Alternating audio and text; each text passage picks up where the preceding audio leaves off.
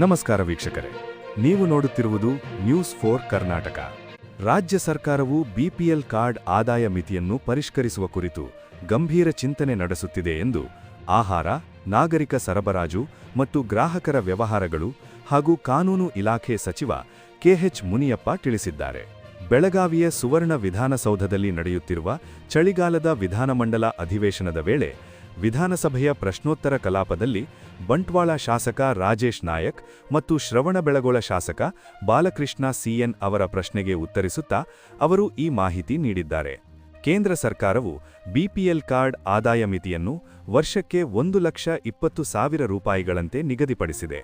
ಆದರೆ ಪ್ರಸ್ತುತ ಕೂಲಿ ಕಾರ್ಮಿಕರಿಗೆ ದಿನಕ್ಕೆ ಸರಾಸರಿ 500 ರೂಪಾಯಿ ಕೂಲಿ ಸಿಗುತ್ತಿರುವ ಹಿನ್ನೆಲೆಯಲ್ಲಿ ಅವರ ವಾರ್ಷಿಕ ಆದಾಯವು 1,80,000 ರೂಪಾಯಿಗಳಿಗಿಂತ ಹೆಚ್ಚಾಗುತ್ತಿದೆ. ಈ ಹಿನ್ನೆಲೆಯಲ್ಲಿ ವಾಸ್ತವ ಪರಿಸ್ಥಿತಿಯನ್ನು ಗಮನದಲ್ಲಿಟ್ಟುಕೊಂಡು ಆದಾಯ ಮಿತಿಯನ್ನು ಪರಿಷ್ಕರಿಸುವ ಅಗತ್ಯವಿದೆ ಎಂದು ಸಚಿವರು ಸ್ಪಷ್ಟಪಡಿಸಿದರು. ಕೇಂದ್ರ ಸರ್ಕಾರವು ರಾಜ್ಯದಲ್ಲಿ 1.47 ಕೋಟಿ ಪಡಿತರ ಫಲಾನುಭವಿಗಳನ್ನು ಗುರುತಿಸಿದೆ. ರಾಜ್ಯದಲ್ಲಿ 1.2 ಕೋಟಿ ಬಿಪಿಎಲ್ ಮತ್ತು 26 ಲಕ್ಷ ಎಪಿಎಲ್ ಕಾರ್ಡ್ ಹೊಂದಿರುವ ಕುಟುಂಬಗಳಿವೆ.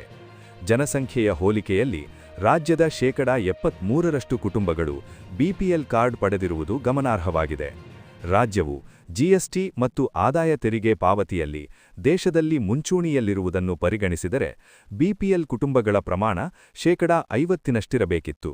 ಆದರೆ ಅದಕ್ಕಿಂತ ಹೆಚ್ಚಿನ ಕುಟುಂಬಗಳು ಬಿಪಿಎಲ್ ಕಾರ್ಡ್ ಪಡೆದಿವೆ ಎಂದು ಸಚಿವರು ವಿವರಿಸಿದರು. ಈ ಹಿನ್ನೆಲೆಯಲ್ಲಿ 2017ರಲ್ಲಿ ರೂಪಿಸಲಾದ ಮಾನದಂಡಗಳಂತೆ ಸರ್ಕಾರಿ, ಅನುದಾನಿತ ಸಂಸ್ಥೆಗಳು, ಮಂಡಳಿ, ನಿಗಮ ಮತ್ತು ಸ್ವಾಯತ್ತ ಸಂಸ್ಥೆಗಳಲ್ಲಿ ಕೆಲಸ ಮಾಡುತ್ತಿರುವ ನೌಕರರು, ಆದಾಯ ತೆರಿಗೆ, ಸೇವಾ ತೆರಿಗೆ ಹಾಗೂ ಜಿಎಸ್ಟಿ ಪಾವತಿಸುವ ಕುಟುಂಬಗಳಿಗೆ ಬಿಪಿಎಲ್ ಕಾರ್ಡ್ ನೀಡಲಾಗುವುದಿಲ್ಲ ಎಂದು ಅವರು ನೆನಪಿಸಿದರು. ಆದಾಯ ಮಿತಿ ಪರಿಷ್ಕರಣೆ ಪ್ರಕ್ರಿಯೆ ನಡೆಯುತ್ತಿರುವುದರಿಂದ ತಾತ್ಕಾಲಿಕವಾಗಿ ಯಾವುದೇ ಬಿಪಿಎಲ್ ಕಾರ್ಡ್ಗಳನ್ನು ರದ್ದುಪಡಿಸದಂತೆ ಅಧಿಕಾರಿಗಳಿಗೆ ಸೂಚನೆ ನೀಡಲಾಗಿದೆ ಎಂದು ತಿಳಿಸಿದರು. ಸದ್ಯ ವೈದ್ಯಕೀಯ ಆಧಾರದ ಮೇಲೆ ಮಾತ್ರ ಹೊಸದಾಗಿ ಬಿಪಿಎಲ್ ಕಾರ್ಡ್ ಪಡೆಯಲು ಅವಕಾಶ ನೀಡಲಾಗುತ್ತಿದೆ.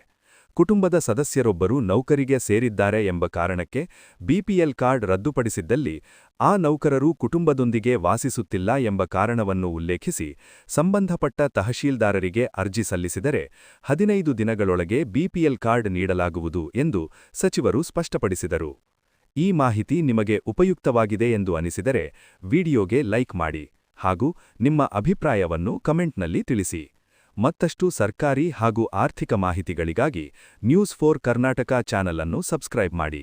ಧನ್ಯವಾದಗಳು.